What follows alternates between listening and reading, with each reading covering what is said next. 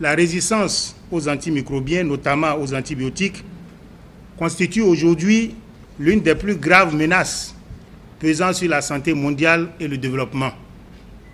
Un nombre croissant d'infections, surtout bactériennes, devient difficile, voire impossible à traiter du fait de la perte d'efficacité des antibiotiques utilisés pour les soigner. La résistance aux antibiotiques entraîne une prolongation du temps d'hospitalisation des malades, une augmentation de la charge financière pesant sur les familles et la société, ainsi qu'une hausse de la mortalité globale.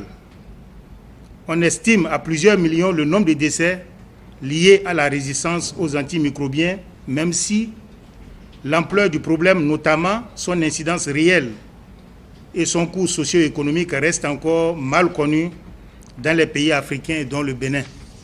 Selon des projections, si rien n'est fait d'ici à 2050, la résistance aux antibiotiques pourrait entraîner 10 millions de décès chaque année et une réduction de 2 à 3,5% du produit intérieur brut. Les manifestations de la Semaine mondiale pour un bon usage des antibiotiques au Bénin, que mon département, au nom du gouvernement, a initié, visent à mieux faire connaître le problème de la résistance aux antibiotiques. Elles seront également une occasion pour promouvoir des mesures simples de prévention des infections, notamment l'hygiène associée aux soins. Ainsi, je voudrais inviter chaque partie prenante à jouer sa partition.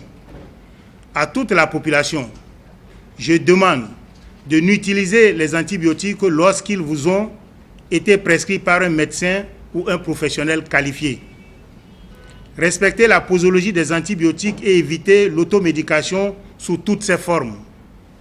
Aux professionnels de la santé humaine, respecter les protocoles et recommandations de bonne prescription des antibiotiques. Aux acteurs de santé animale, ne donner des antibiotiques aux animaux que sous contrôle vétérinaire et renforcer la vaccination. Quant à moi, je m'engage en collaboration avec mes pairs et avec l'appui des partenaires techniques et financiers à la mise en place d'un plan d'action national pour combattre la résistance aux antimicrobiens et renforcer la mise en œuvre des mesures de prévention et contrôle des infections.